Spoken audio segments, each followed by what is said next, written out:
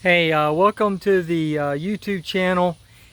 Mitch here. So I am going to walk you through, this is really not the usual sort of thing I put on the Heritage Arts YouTube channel. But just for a change of pace, I'm going to show you my Independence Day project. I've got the day off, and so what I'm doing is I'm putting in a $200 sidewalk. If you can see here, what I've done is I have shaved off the grass and I have tilled this up, and I am going to use soil cement. Now, soil cement is a little bit different. This is 26 feet and this is 30 inches wide. And what I've done is a calculation.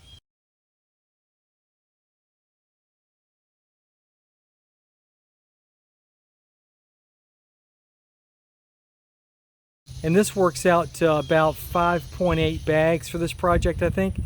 So I've got about 6 bags of 6 40-pound bags that I'm going to sprinkle a ½ inch thick across this thing. Now, just to make sure, this is soil-crete, or soil cement as they used to be called. Half of the secondary roads in Eastern Europe are made out of this surface. This is a really solid surface, and it's come back in vogue because of the sustainable building practices, because it's just so cheap. So basically I've got probably, I think I've got 8 2x4s and some concrete, and I borrowed a tiller, so I think I'm about 200 bucks in. Now, just to make sure that I've got a really good surface, I'm going to put in about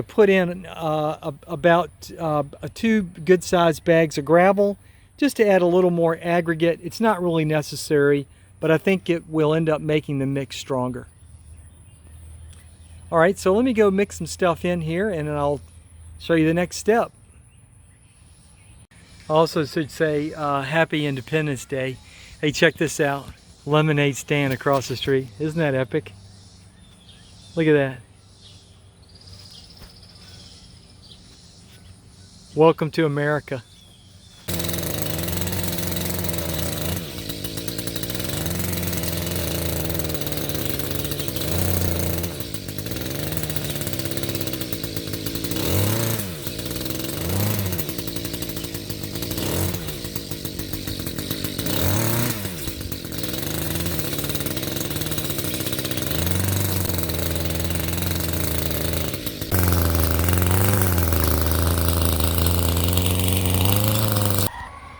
I just want to show you that the hard part of this is the getting the grass off the top and pulling out all this stuff.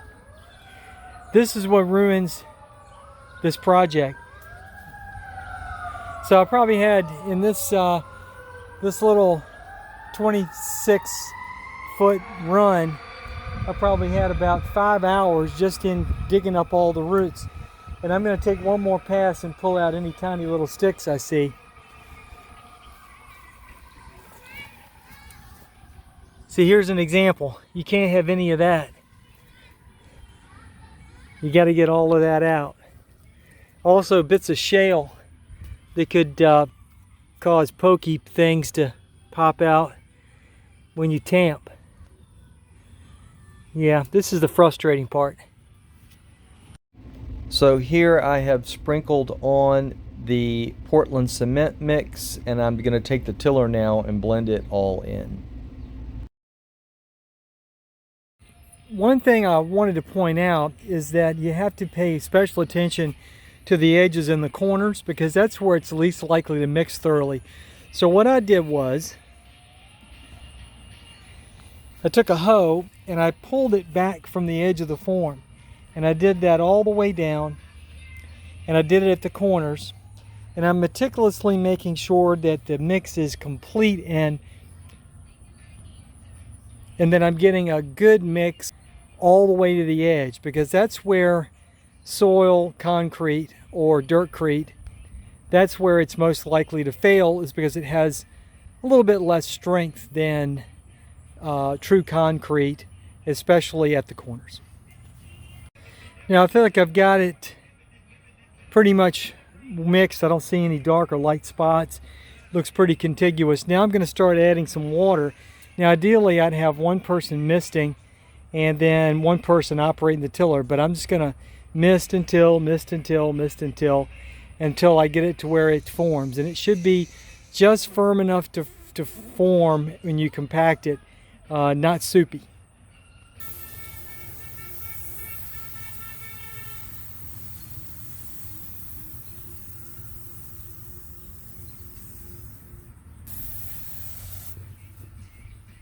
You can add more water, but you can't take it off.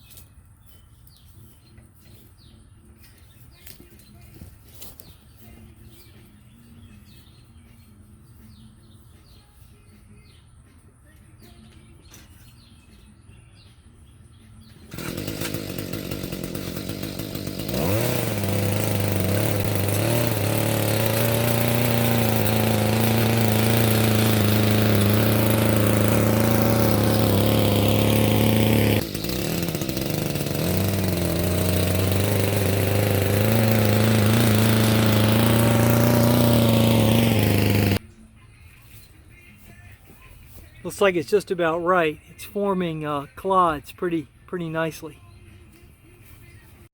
This is my homemade spreader. I cut a 30-inch piece of 2x4 and I drilled a 13/16 hole in it and put an oil handle in it. Then I took a construction screw and then drove it through so that it holds the handle in place. This will be really useful now for spreading this out.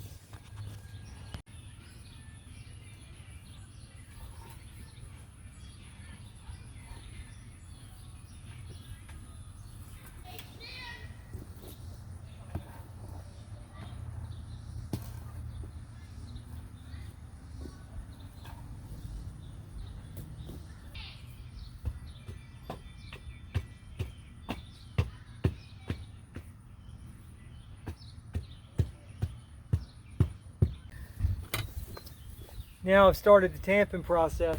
Now you may see it looks a little dry, and I've got it just moist enough to bind, and the surface is drying because the sun's shining and I didn't get out here until 8 this morning. I would love to have come out at 5, but I'm sure my neighbors wouldn't have appreciated it. But if you get it too wet, it sticks to the tamp. It doesn't take much at all because it's soilcrete and it just sticks to it. So you got to have it a little bit dry on the surface. It's moist enough to where when you squeeze it, it's about like pie crust, if you've ever made a pie crust before, which by the way, I did that this morning before I came out so I could make a pie after I finished the sidewalk today. Oh, the other thing, it's also really important to get it as level as possible before you tamp. It's never going to be as level as a true concrete surface, because with a concrete surface it's really wet and you can screed it and you can make it like the surface of a lake. The problem with this is that once you tamp it, it's pretty much set and it's very difficult. You saw in a couple spots if it was really high I could shave off a little maybe and re-tamp, but really you just get it as flat as you can get it and then you tamp it, and it kind of is what it is. Also, it's important to make sure that you have the slope going roughly the right direction. I want the water going away from the house, so I have mine, I'm sloped it slightly more towards the front.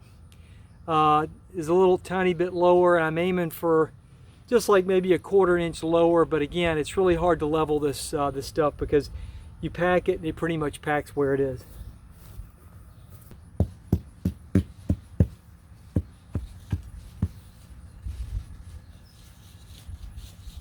Okay, I've got it all tamped down, or as well as I can tamp it with my strength level. I wanted to show you my tamp. Yeah, I didn't want to buy a tamp because I'm probably never going to use one again. So I just took a slice of a 2x10 and then I drilled 8 holes in it and then put zip ties. Alright, well, it's lunchtime, so I'm going to haul my tools away and mist this thing with a little bit of water and cover it with a tarp, and I'm going to mist it daily for at least a week or so, and then see what we got.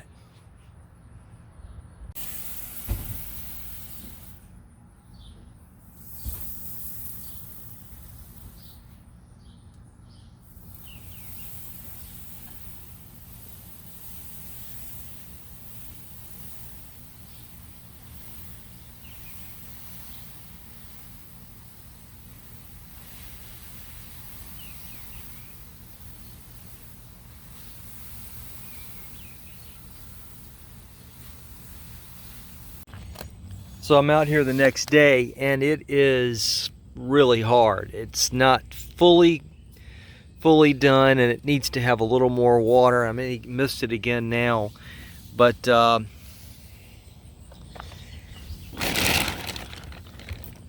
this looks really good. You know, the reality is that it's okay. I mean, it's got crumbly spots, and that's not good. I didn't want something that looked brand new because my old walk, here's my old sidewalk. My old sidewalk, you know, ain't all that. I mean, it's not too cracked up. I mean, there are a few cracks and, you know, there are a few pits. And there are a few rough spots like that. But I kind of wanted something that looked a little more rustic than brand new so that it would match. But this is a little too rustic for what I wanted. And you can see it's still a little bit moist in some spots. But so anyway, what's my recommendation? It's cheap. It was 200 bucks in and out, and it's safer. So it's, my wife's not going to slip on the slates, and so isn't that great? But the reality is that it's really more suitable for like a rustic situation. If you are on the farm and you need a path that goes from point A to point B, and or maybe you need a little road on the farm, great. But if it's a formal setting, certainly not. You need to pour an actual slab properly rather than cobble together Dirt-Crete.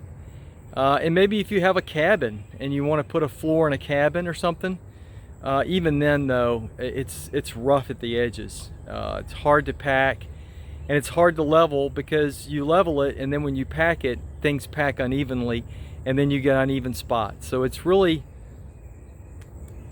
it's half-baked is what it is. But anyway, there it is. Hope you enjoyed the video. Like, share, and subscribe. Take care.